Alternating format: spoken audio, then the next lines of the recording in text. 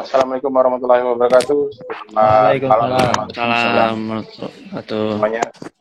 Buat teman-teman Milanisti Indonesia, kembali lagi bersama gue di Buletin Milanino, edisi episode ke-12. Di episode ini kita coba bahas tentang Milan, perjalanan Milan di tahun 2019-2020. Masih sama dengan teman-teman podcast gue di game Indonesia. Ada Kang Robi dari Sukabumi. Kang Robi, ada Bang Dean dari Depok. Halo. Oke. Ada Asep dari Sampit. Asep. Ya, Pak. Ya, ada Bang Lino nih dari Jakarta. Oke. Siap. Satu lagi kita ada kedatangan teman baru kita dari Bekasi. Halo. Halo. Selamat malam. Makasih Bang Dival. Ya, jadi hari ini kita coba untuk review sedikit tentang perjalanan Milan di tahun 2019, 2020. Ya, kita tahu di awal musim tim ini ditangani sama Marco Giampaolo sampai dengan di akhir tahun, gitu kan, sebelum Milan diluluh lantakan oleh Atalanta 5-0. Selanjutnya dipegang sama Putri di sisa 17 laga, 18 laga, dan akhirnya Milan finish di peringkat 6 tim ini.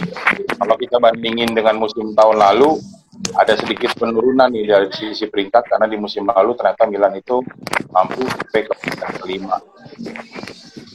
Mungkin pertanyaannya dari gue pertama adalah, sebenarnya ekspektasi lu pada di awal musim terhadap Milan tahun ini seperti apa sebenarnya? Mungkin dari Dean dulu kalian. Ya, boleh Pak. Ya, sebagai fans ekspektasi gue minimal Liga Champion lah pertama, karena tidak terlalu banyak perubahan dibandingin zaman pertama Yongholi masuk. Itu membuat optimisme juga. Cuma dan fondasi Milan di bawah Gattuso pun udah cukup kuat gitu kan. Yang kemarin jadi perjudian adalah pergantian skema permainan, di mana biasanya kita bergantung banget sama sayap Suso dan Hakan. Kemarin awal musim sempat dicoba di formasi 4-3-1-2 yang ternyata kita tahu Giampaolo entah tidak punya pemain yang cukup memadai untuk skemanya, atau memang kurang waktu untuk menciptakan skemanya berjalan sesuai dengan keinginannya, atau seperti yang dia tampilkan di Sampdoria. Ya kita tahu sendiri hasilnya seperti yang kita sudah ketahui gitu. Awal musim padahal harusnya awal musim bisa dijadikan patokan kemana Milan akan berjalan. Ternyata ya porak-poranda lah, bisa dibilang porak-poranda, sehingga ya, kita keluar dari ekspektasi pribadi gue ya, minimal gitu. Itu sih, Pak. Oke. Mungkin dari Noy punya pendapat apa, Noy? Harapan lu di awal musim sebenarnya Milan kayak apa nih, Noy? Harapan gue waktu yang awal musim ini apa yang pas? Ya, musim ini Giampaolo ya? Giampaolo. Iya, gue sedikit yakin masuk 4 besar sih waktu awal, kayak mulai si Piontek ini kan gacor gitu kan. Iya betul. Ditambah Calhanoglu kan kayaknya udah makin mateng Calhanoglu, terus yang bursa transfer 12 pemain itu ya, kayak Borini segala macem. Di pikiran gue tuh udah mateng di musim berikutnya, ternyata masih cari-cari juga, dia masih cari-cari perform terbaik. Terus tiba-tiba ada berita si Giampaolo resmi ngelatih Milan, gue agak pesimis juga sih sebenarnya waktu itu. Pas tahu ya Giampaolo ternyata. Tapi di awal kan dia match pertama kalah tuh ya. Nah sempet 2 pertandingan kedua ketiga tuh menang terus tuh, dua berturut. Nah habis itu baru 4 pertandingan apa kalah mulu tuh, lupa gue apa 5. Iya, 4 laga. Iya, makin pesimis tuh gue ya. Gue bilang ya udah lah, nih nggak bakal tembus champion. Tuh menurut lo apa, Noy? Menurut lo apa sih penyebabnya? Menurut gue sih kurang kayak di pemain yang kayak di pemainnya kurang ini apa kurang butuh kurang apa ya? Maksudnya pemainnya kurang kalau iya kalau kata gue sih kurang kayak pemimpin di locker room gitu Ji, yang kayak udah yuk semangat gitu yang kayak bantuin pelatih gitulah, disemangatin gitu di lapangan juga kayak Gattuso gitu kan, kurang yang kayak gitu sih, kayak pemainnya males-malesan gitu lah. Oke. Nggak tahu juga gue sih. Sip. Oke, mungkin dari Bang Aldo kali punya pendapat apa Bang Aldo? Iya, memang waktu berakhirnya musim di tangan Gattuso sih sempat ada optimis ya bahwa musim ini harusnya bisa masuk 4 besar. Tapi ya memang begitu dipegang Gianpaolo, yang gua tahu itu ya, sebenarnya ini pelatih ini favoritnya Arrigo Sacchi juga, gue sempat baca artikel gitu kan. Cuma masalahnya ini Gianpaolo ini, menurut Fabio Quagliarella, dia ini nggak pernah ngomong sama Gianpaolo sama 2 tahun ketika mereka sama-sama di Sampdoria. Jadi komunikasinya itu kurang dan itu terlihat banget di lapangan. Dan ya begitu gue tahu, aduh kayak memang ya sudahlah, berharap aja lah gitu ada ada angin kedua gitu dari manajemen. Atau nggak kaget gue waktu Gianpaolo dipecat karena memang ya titiknya itu menangnya pun dengan sangat-sangat susah gitu, nggak meyakinkan, lawan Parma, lawan Genoa, lawan Brescia, itu udah benar-benar istilahnya menang-menang. Lawan Inter juga waktu pas kita derby itu juga ya harusnya seperti itu juga tuh, yang kita kalah 2-0 mau berapa gitu. Dan itu tidak jelas juga ke Suso akhirnya kan, Suso mainnya mulai lawan ya, gitulah mulai ini. Jadi mulai turun ya. Iya, pelatih juga memang berpengaruh.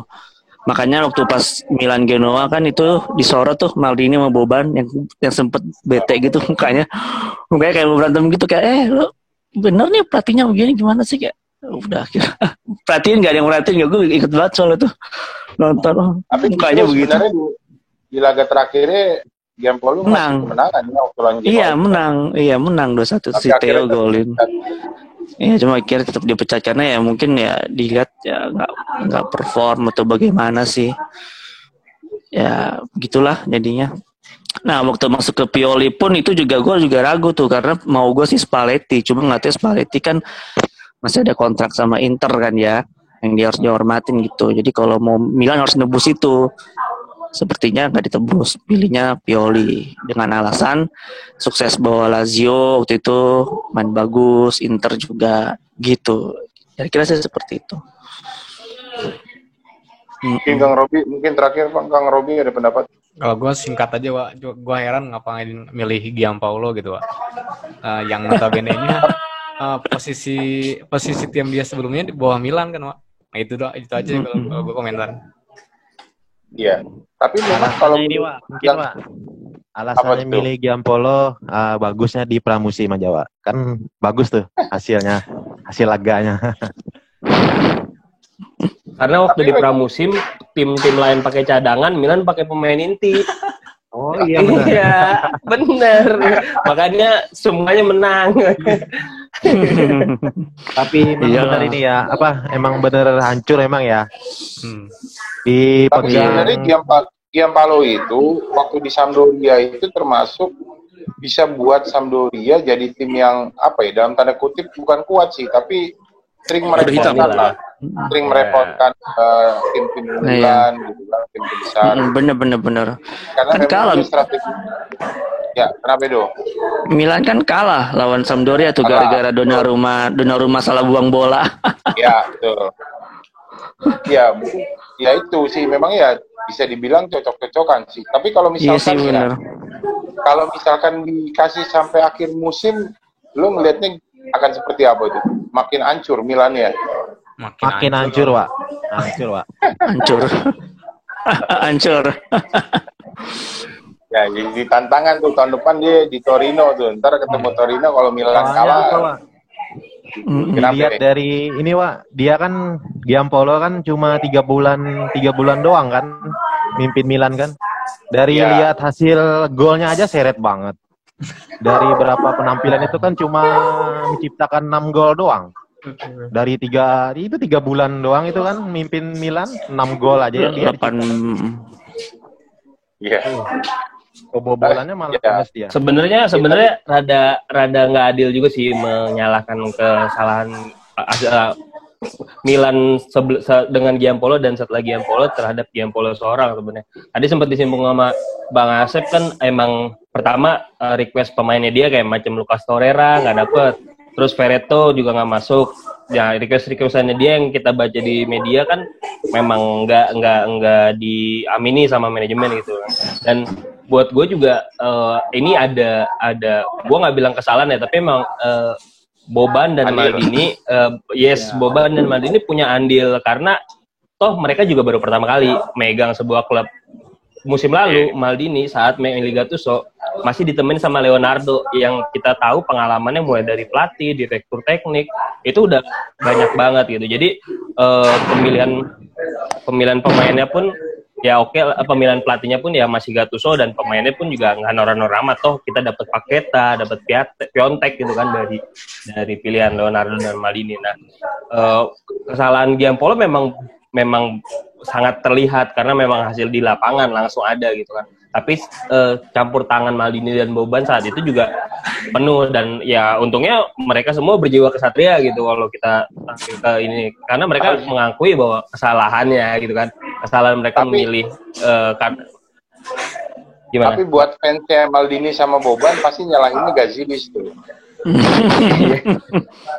Yes. Iya kan, karena kan memang ada gaji di setengah-tengah datangnya.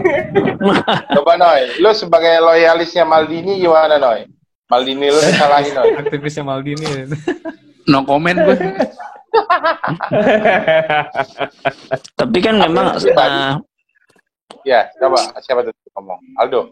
iya, tapi kan memang gara-gara nggak ke champion itu akhirnya FFP-nya kita kena kan itu sampai akhirnya yaudah deh kita nggak usah main di UEFA aja biar bisa bernafas dikit kan. Itu juga kadang-kadang mungkin ya terbatas ke kayak Torreira-nya nggak dapat. Kalau waktu itu kan Torreira baru pindah setahun ke Arsenal kan, ya kan dia mau ditarik balik ketinggian kali ya kan harganya bagaimana ya nggak jadi deh. Musim depan mungkin akhirnya. Tapi ya itu tadi memang ya Benacer tuh pembelian terbaik ya. Iya tuh brilian banget itu.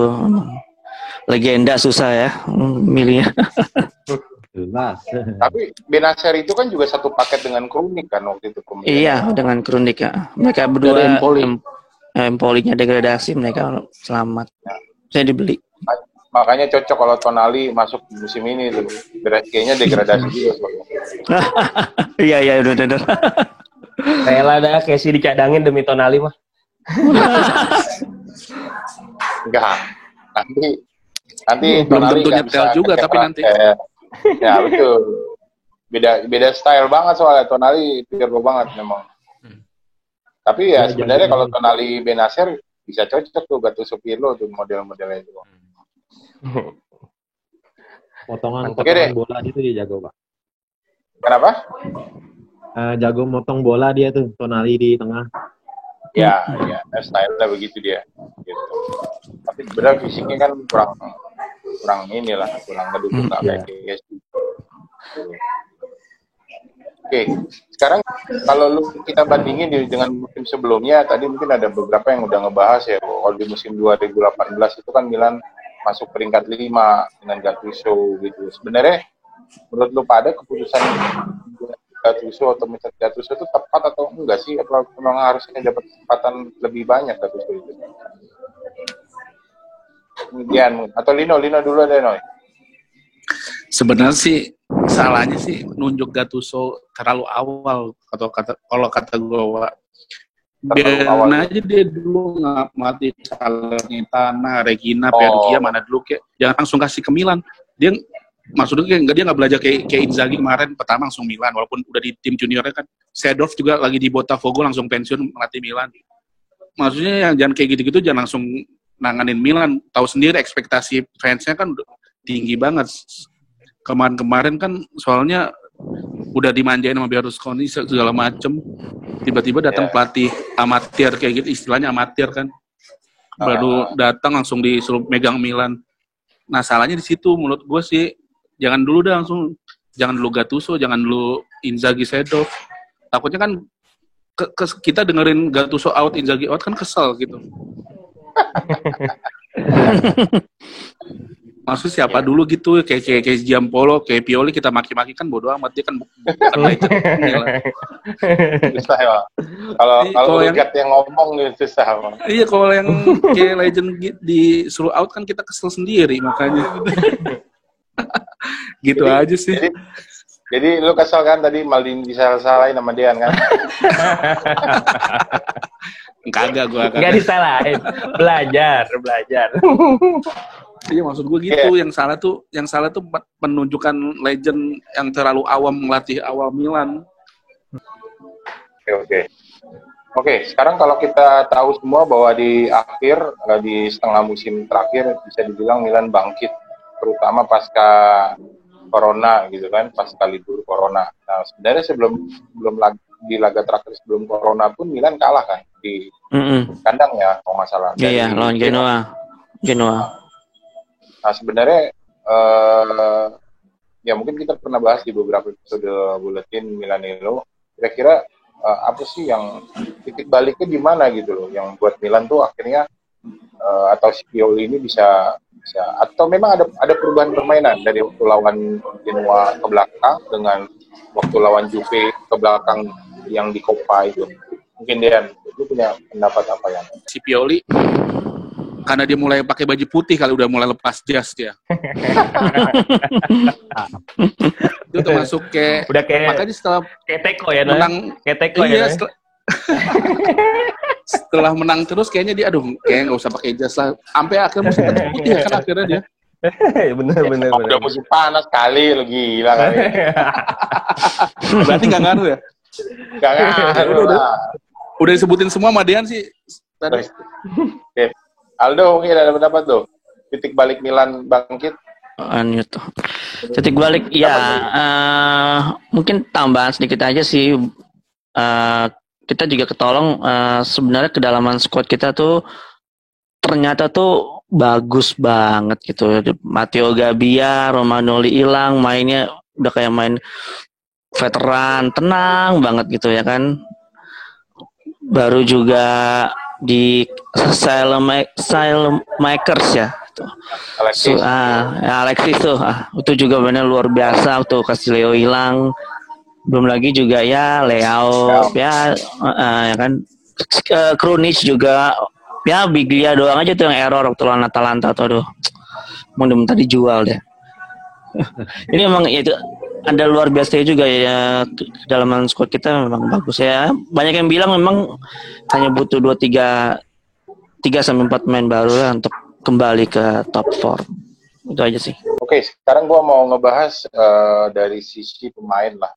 Kalau kita tadi udah lihat pergerakan banyak di pelatih kali sama strategi dan taktik. Saya lebih jadi pemain nih. Mungkin kalau lu harus menyebut satu nama yang grafiknya terus meningkat dari awal musim sampai dengan akhir musim, itu siapa itu? Donnarumma, Wak. Ya.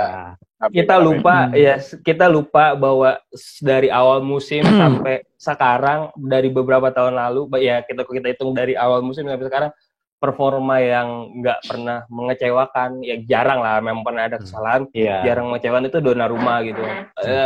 Sekarang kita semua terpesona sama lini depan Milan, gelandang Milan, Simon Kjaer, kita lupa terhadap Donnarumma gitu kan. Dan menurut gua harusnya sedikit banyak Milan sih lebih banyak, buat gua pribadi pemain terbaik Milan musim ini ya Donnarumma gitu, bukan Theo, bukan Ibra yang nggak mungkin ya setengah musim, Rebic atau Benacer atau Kessie atau Romagnoli. Buat gue pemain terbaik Milan ya tetap Donnarumma gitu. Ditambah lagi musim ini jadi lebih spesial buat dia karena dia jadi wakil kapten. Jadi buat gue harus disebutkan itu Donnarumma tuh, kontribusinya dari tadi nggak pernah ada yang nyebutin itu, mantap banget itu orang. Kalau untuk dari posisi pemain nih, untuk pemain depan yang paling eksplosif kan ya ini Rebic. Oke lah, menarik lah. Ini kira-kira kalau dengan kondisi kayak gini nih, ya sekarang kita sedikit coba bahas ke depan lah gitu kan. ada perbaikan apa sih yang dibutuhin Milan nih sebenarnya untuk bisa lebih kompetitif ke depan? Mungkin ya. Kalau dari gua, semoga manajemen Milan nggak lupa ngelihat lini depan ya. Walaupun kita tahu kedalaman skuadnya oke gitu kan, tapi gua harap nggak lupa sama lini depan gitu, karena kita udah mulai main liga kompetitif itu mulai dari akhir September atau Oktober ya, preliminary Europa League gitu kan. Kita cuma punya Ibra sama Leao. Yes, awal September ya. Kita cuma punya Ibra dan Leao gitu. Walaupun Rebic bisa ditaruh di depan, tapi kalau Rebic ditaruh depan, kita nggak punya cadangan buat Hakan gitu kan.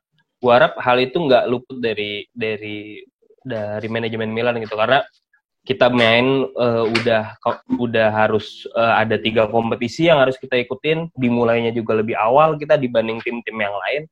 Gua harap nggak lupa sama lini depan. Selebihnya sih menurut gua kita hanya butuh pelapis-pelapis yang sepadan lah ya. Kayak kita kecuali bek kanan kali.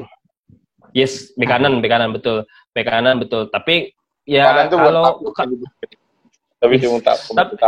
tapi kalau Calabria bisa mempertahankan 3 performa terakhirnya sampai 6 bulan pertama sih, gue masih merasa aman-aman aja sih sebenarnya gitu. Cuman kalau memang toh kita juga udah ada Kalulu kan, walaupun ya track recordnya nggak mentereng banget lah gitu kan.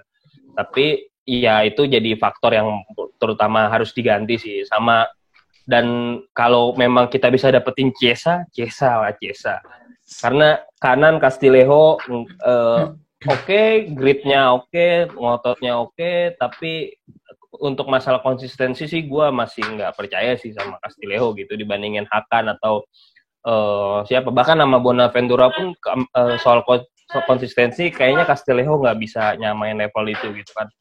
Nah makanya ya sektor kanan lah yang masih perlu di-upgrade gitu, sektor kanan sama sektor depan, dan gelandang lah buat cadangan kalau Krunic sih oke lah buat nutupin Casey, tapi kalau buat pengganti Benacer aja nih yang belum ada gitu. Paketa bisa diganti lah, ditukar siapa itu, kita bisa percaya lah, gosip-gosip yang ada juga banyak gitu. Nah yang paling penting sih itu aja sih, terutama sorotan gue adalah semoga nggak luput dari lini depan itu aja. Nah sebenarnya kalau dari gosip yang ada, lini depan yang lo harapin siapa sih? Ya itu dia, sampai sekarang kan kita masih kosong banget ya. Belum ada. Yes. Malah kabar terakhir Leao yang mau diangkut keluar. Gue juga sebagai manajemen Milan kalau ditawarin 80 juta sih gue lepas sih Leao. Karena tuh enggak gini, sejarahnya kita Milan nih kalau ngelepas pemain mahalnya nggak pernah bagus gitu, nggak pernah ada sejarahnya. Siapa coba? Nggak ada. Ibrahimovic doang sama Thiago Silva, itu juga karena main di liga petani kan, liga Prancis gitu kan, yang levelnya ya walaupun nggak jauh-jauh banget dari Serie A gitu kan, tetap aja kurang bagus gitu kan. Nah, maksud gua kalaupun bisa kita dapetin 2 kali keuntungan dibanding kita waktu beli dia 35 juta ya, gua sih why not gitu kan, toh bisa dibuat ke lain gitu, kayak kita masih bisa ngincar ke Scamacca kan. Gosip pemain depan satu doang tuh, Scamacca, Gianluca Scamacca, Italia U20. Itu gosip pemain depan baru satu itu doang tuh yang gue tahu gitu kan. Karena toh kita juga masih nge-hype banget sama Lorenzo Colombo kan yang kemarin debut, walaupun ya nggak istimewa dibanding Cutrone jauh gitu kan. Nah itu aja sih paling dari gue mah. Oke, Robi lu ngomong duluan biar nggak sama-sama aja terus.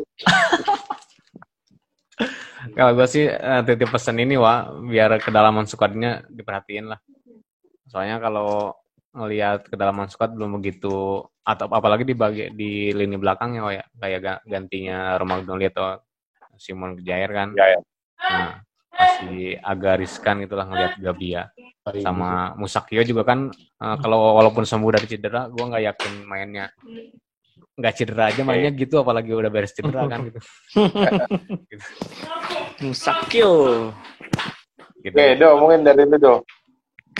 Ya, hampir sama aja semua sih, kayak teman-teman yang lain ini depan, terus juga center back kanan. Perlu pengganti kalau rumah. Diganti sih kalau. Kalau kiper sih mungkin ini kali ya, karena liga lebih jadwal kan lebih padat.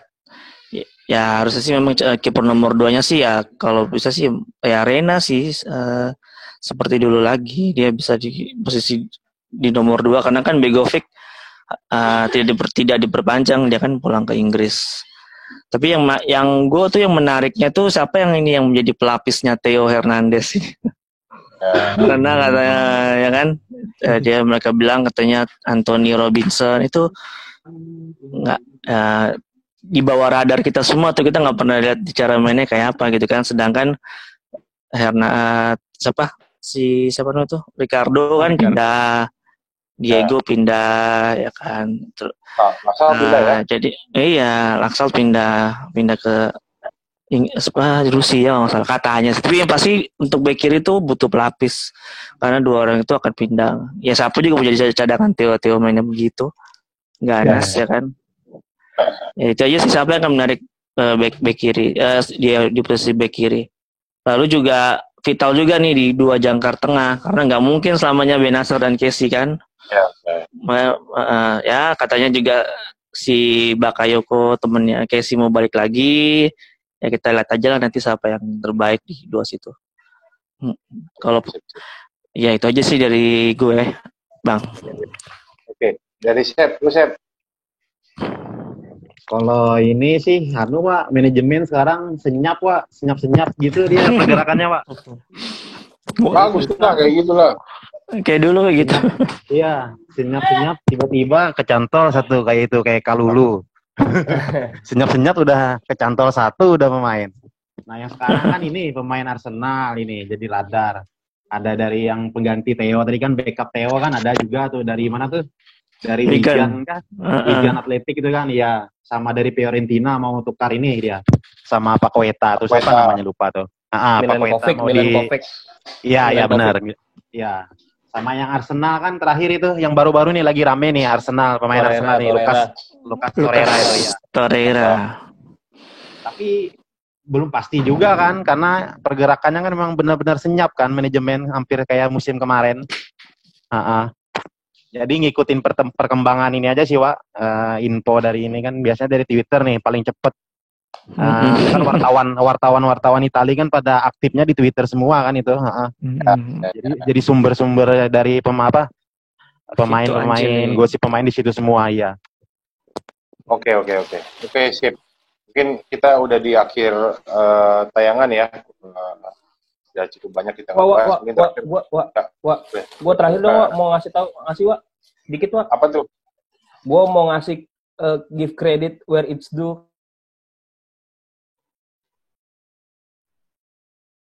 Banget tapi ketutup sama yang lain. Apa tuh? Okay. Sip, mungkin itu aja episode kali ini. Terima kasih buat semuanya atas pendapat-pendapatnya dan informasi-informasi yang sudah diberikan. Semoga akan bermanfaat buat semua kalian para Milanisti yang sudah menyaksikan tayangan ini. Tunggu episode berikutnya di Buletin Milanello. Apa topiknya nanti kita masih rahasiakan. Jangan lupa untuk like, comment, share, and subscribe channel YouTube Milanisti Indonesia. Semuanya untuk kebaikan kita semua. Oke, terima kasih buat semuanya, abang-abang semua yang sudah ikut berpartisipasi. Terima kasih, sampai ketemu di episode selanjutnya. Ciao, selamat malam. Ciao. Forza Milan.